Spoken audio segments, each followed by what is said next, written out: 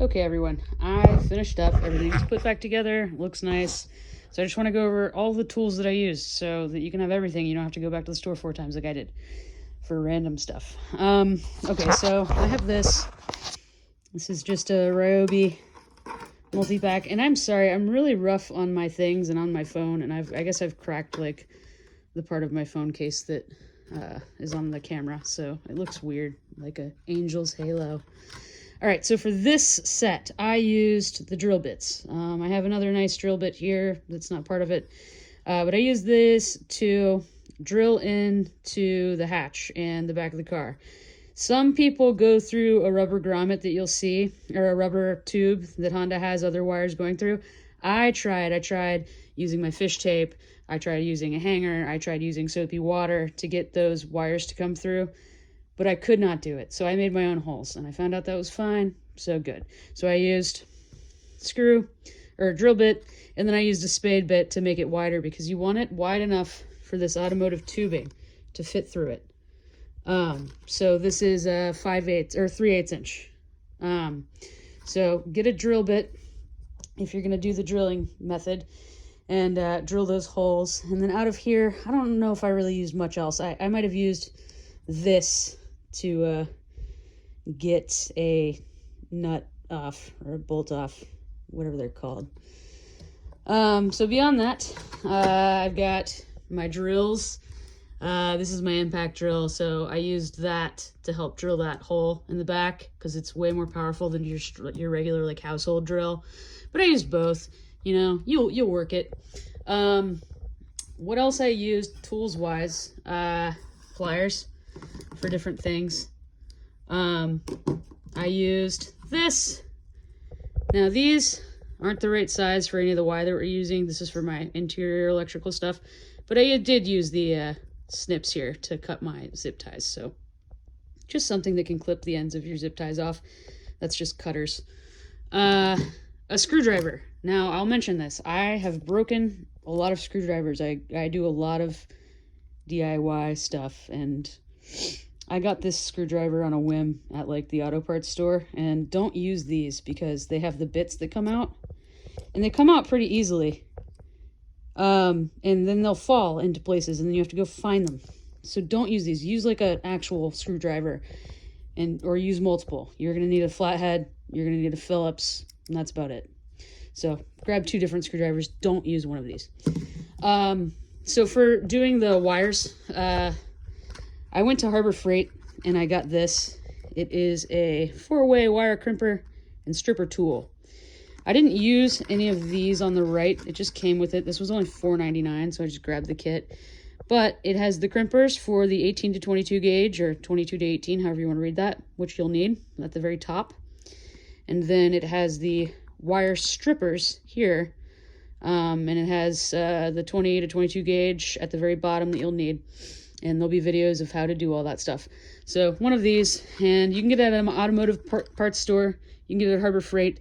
If you're not in America and you have a different, like, really discount hardware store like Harbor Freight, just go there for that. It's fine. I used cable ties. I used these little ones. I thought they were better. So I use those a lot. I used a ton of them. So those are great. Then I have a really nice multimeter and it wasn't working. So I went to Harbor Freight and I got this for $6.99. I use this to test the wire to the reverse light, and it's a little finicky. I think you need to really like stab into the wire to get a good signal, but at the end of the day, I knew that it was the wire that I wanted. Please ignore the state of my sunroom. I'm like remodeling my entire house, so there's just like random stuff in here. So multimeter, it's good. This is the wire that I got. This is the same gauge as the OEM reverse light wire.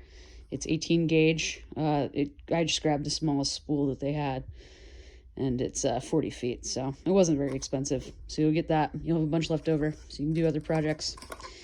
And then these are the crimps I showed you before. You got the 22 to 18 gauge. They're pink. The colors are typically uniform with whatever brand you go through. Pink is usually the same size. There's blue ones, there's yellow ones, whatever. You need these. So pink, I got mine. They're heat shrinkable. I didn't heat shrink mine. I don't have a heat shrink gun. You don't need to. They just seemed a little better. They're called heavy duty butt connectors. And then these are the ring terminals. You only need one. My kit over here came with them, but I bought the kit after I bought these. I only used one of them, but it's the same thing, 22 to 18 gauge.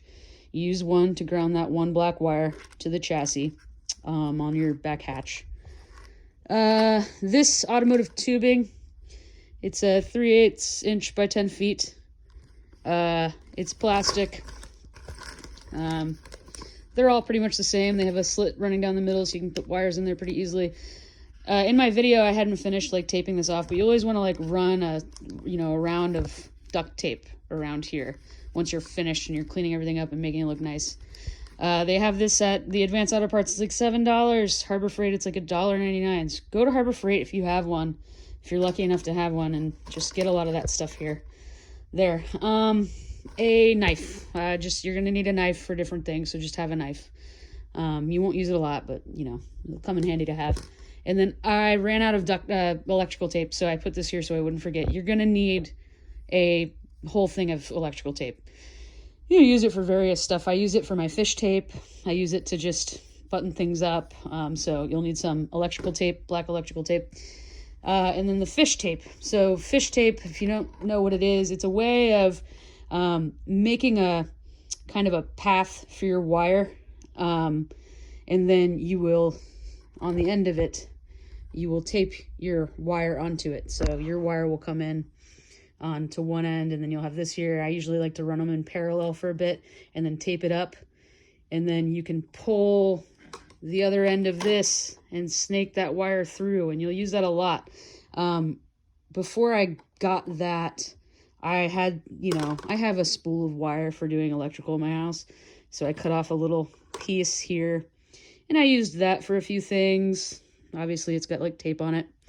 I also had a coat hanger that I cut up.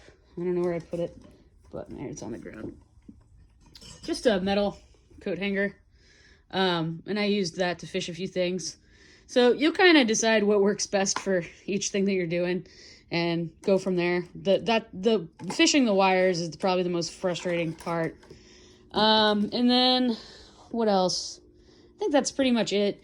I wanted to show you the actual packaging of the camera that I got so you can understand some of the wires I was talking about better. So the camera has a short little wire that comes off of it, little cable, and it has that yellow audio and the red power supply. And then you can see in the picture those two little tiny wires right there. These two. One of them is red and one of them is black. They're blue and white in here, but they're red and black. So the black one gets grounded to the chassis, and the red one gets tied in with that other red wire that we talked about earlier. So I just wanted you to see what that looks like.